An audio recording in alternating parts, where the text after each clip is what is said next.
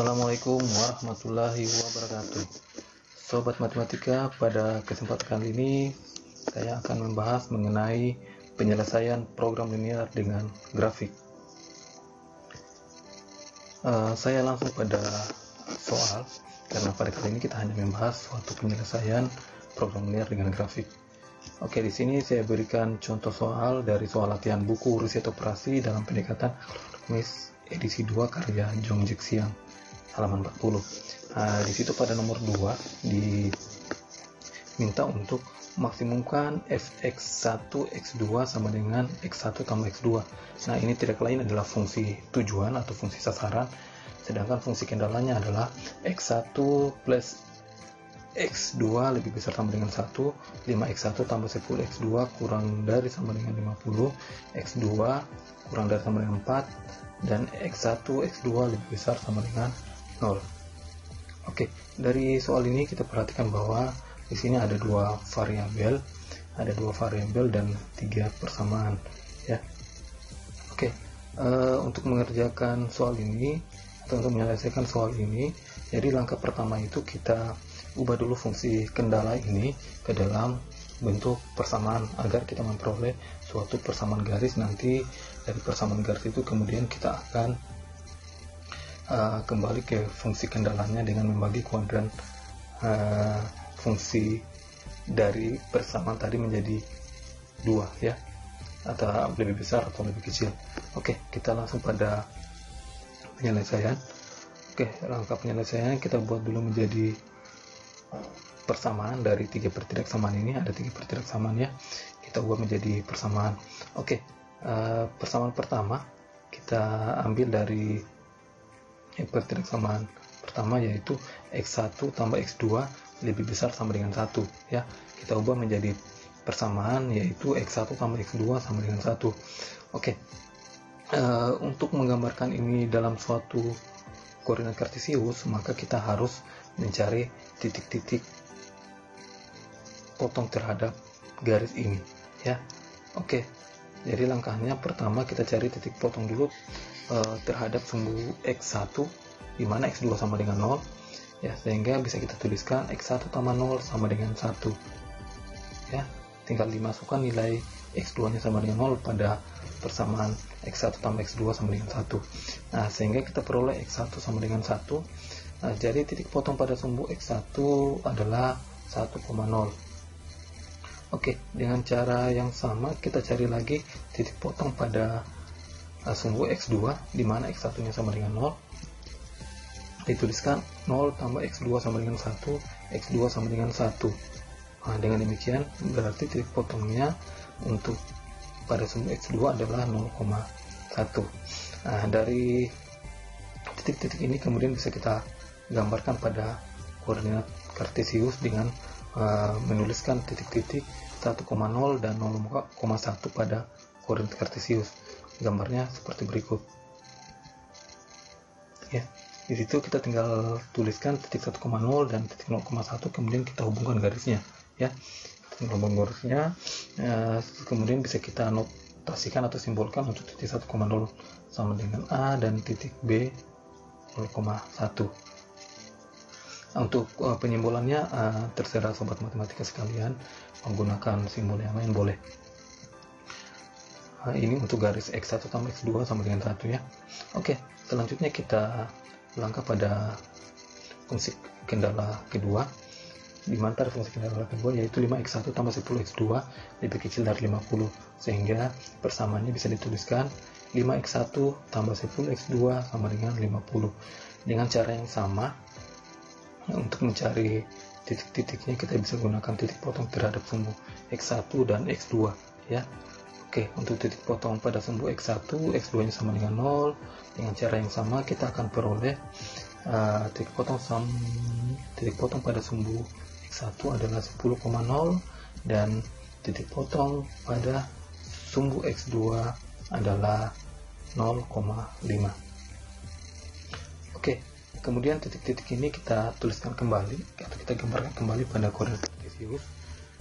Kita ambil titik 10,0 tuliskan pada x1 10 dan titik 0,5 yaitu x1 nya 0 dan X2 nya 5, sehingga bisa kita hubungkan kedua garisnya seperti ini.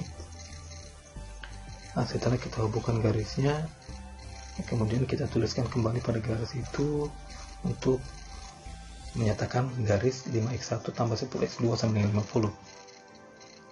Oke, sudah 3 kendala. Kemudian kita masuk pada kendala terakhir, yaitu x2 lebih kecil sama dengan 4, atau dituliskan dengan persamaannya yaitu x2 sama dengan 4. Nah, ini kemudian kita gambarkan dalam koordinat kartesius seperti ini gambarnya ya. Tuliskan titik potongnya ya, jelas ya 0,4. kalau x2 nya 4 yaitu x1 nya 0 dan x2 nya 4. Oke, di situ kita sudah punya 5 titik A, B, C, D, dan E. Nah, kemudian kita lihat di situ ada titik potong antara garis x2 sama dengan 4 dan 5x1 tambah 10 x2 sama dengan 50, atau yang diwakili oleh garis berwarna hijau dan garis berwarna biru. Di situ kita tidak tahu titik potongnya berapa, namun kalau sobat matematika sekalian bisa menggambar dengan teliti koordinat kartesiusnya untuk titik-titiknya, maka kita akan mudah untuk mengetahui titiknya. Nah, tapi bisa kita gunakan juga cara yang lain, yaitu dengan menggunakan substitusi ya. Caranya seperti ini. Karena di situ x2 nya sama dengan 4 ya, x2 nya sama dengan 4, berarti tinggal kita menentukan x1 nya berapa di titik tersebut. Oke, x2 nya sama dengan 4, sedangkan garisnya adalah 5x1 tambah 10 x2 sama dengan 50. Tinggal kita substitusi atau masukkan nilai x2 sama dengan 4. Oke, bisa dituliskan seperti ini, 5x1 tambah 10 kali 4 sama dengan 50, atau 5x1 tambah 40 sama dengan 50. Jadi 5x1 sama dengan 50 kurang 40 atau sama dengan 10, sehingga x1 nya sama dengan 2. Jadi titik potong antara garis hijau dan garis biru tersebut adalah 2,4 ya, 2,4. Jelas ya, kalau kita gambar secara cermat nanti pasti kita lihat di situ titiknya ada pada titik 2 untuk x1 nya. Oke, setelah kita menggambar garisnya, kemudian kita kembali pada fungsi kendalanya.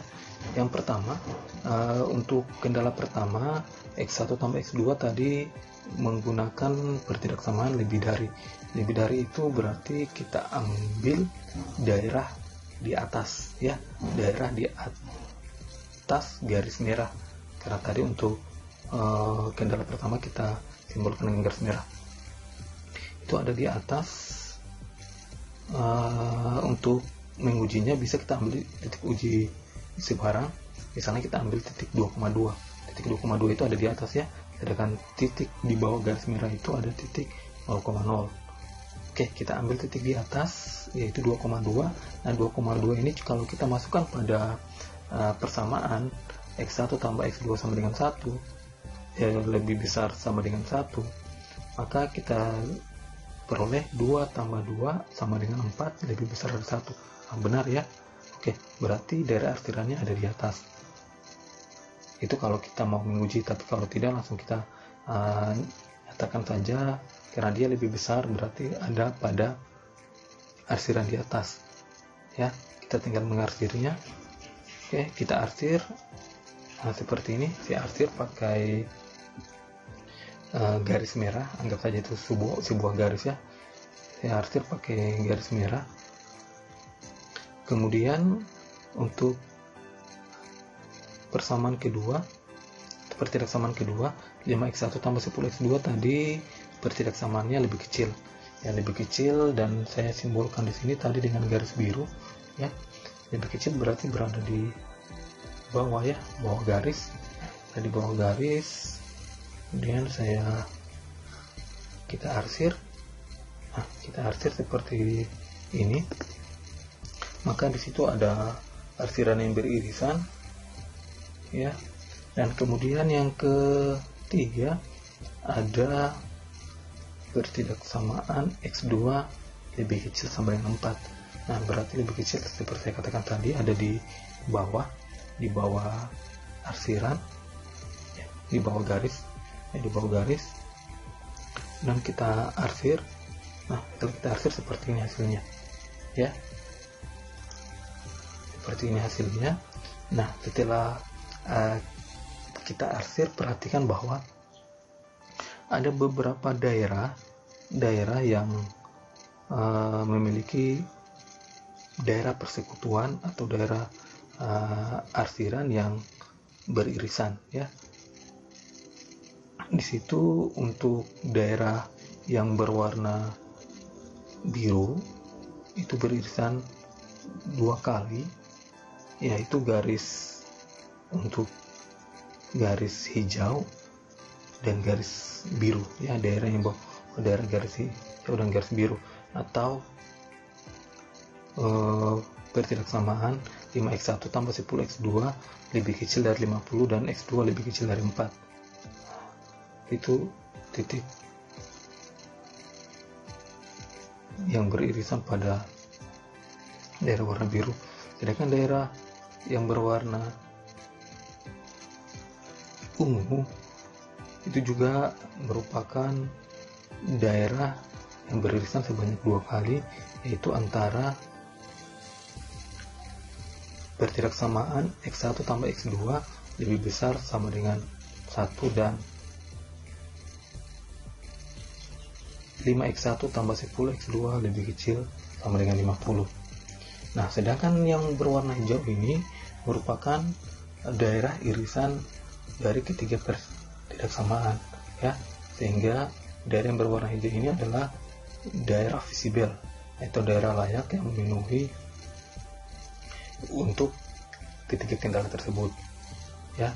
Nah, dari sini kita bisa menentukan titik-titik daerah visible atau biasa disebut titik pojok, ya. Berarti daerah-daerah yang memenuhi yaitu dengan titik sudut atau titik pojok, yaitu titik A, B,